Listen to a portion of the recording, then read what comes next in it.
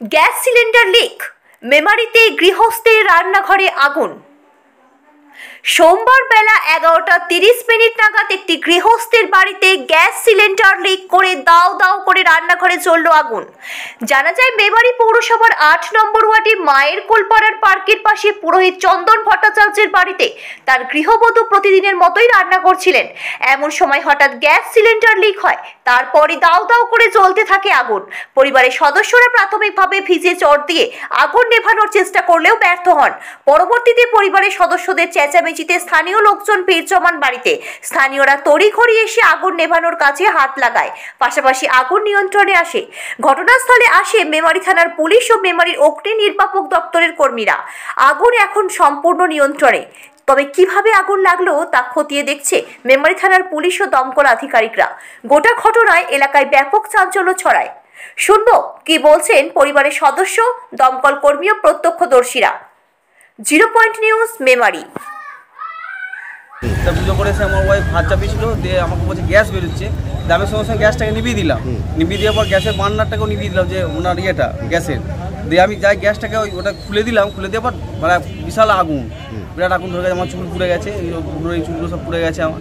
দিয়ে আমি ভিজে বস্তা থেকে চাপা দিলাম। ভিজে বস্তা চাপা দেওয়ার পরও সে দাও দাও করে জ্বলছে। এর সঙ্গে সঙ্গে দাদারা ছিল, পাশাপাশি দাদারা ছিল, দাদারা এসেছিলো। এসে ওই আপনার ওই সিলিন্ডার দিয়ে আপনার গ্যাসটাকে ওই আগুনটাকে নিবালো। তারপরে স্যারেরা এলো, ফায়ার ব্রিগেড থেকে এসে স্যারেরা এসে আপনার গ্যাসটা সিলিন্ডারটাকে বার করেছে। এখন গ্যাস বেরোচ্ছে সিলিন্ডার।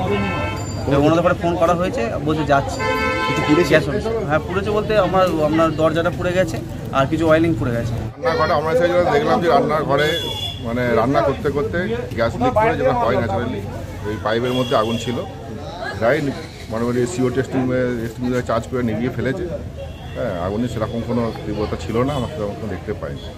গ্যাস সিলিন্ডার থেকেই লিকেজটা হয়েছে। গ্যাস সিলিন্ডার লিকেজ করে, যেটা ওই গ্যাসের রেগুলার থেকে লিকেজ করে গ্যাস লিকেজ করে পাইপের মধ্যে দিয়ে যেটা আগুনটা লেগে যায় সেটাই।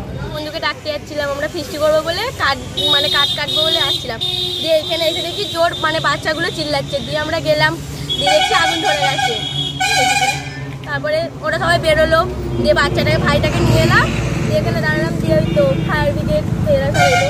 আপনার সন্তান কি অঙ্ক এবং ইংরেজিতে দুর্বল? মনের মতো ফলাফল করতে পারছে না কিছুতেই? অঙ্ক, ইংরেজি বা অন্যান্য বিষয়গুলির জন্য ভালো কোনো কোচিং সেন্টারে ভর্তি করাবেন ভাবছেন? তাহলে আজই যোগাযোগ করুন বোস একাডেমিতে। এখানে 5ম থেকে 10ম পর্যন্ত সমস্ত বিষয়, একাদশ দ্বাদশ শ্রেণীর আর্টসের সমস্ত বিষয়, BA মেজর ও মাইনর বাংলা, ইতিহাস, ইংলিশ, রাষ্ট্রবিজ্ঞান 100% কমন গ্যারান্টি সহকারে পড়ানো হয়। প্রতিটি বিষয়ের জন্য রয়েছে আলাদা আলাদা অভিজ্ঞ শিক্ষক শিক্ষিকা।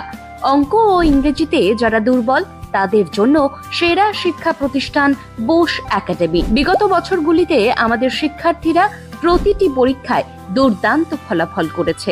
আমাদের ঠিকানা ছানাপট্টি, মেমারি, পূর্ব বর্ধমান। অ্যাডমিশনের জন্য কল করুন 8327876622 এই নাম্বারে।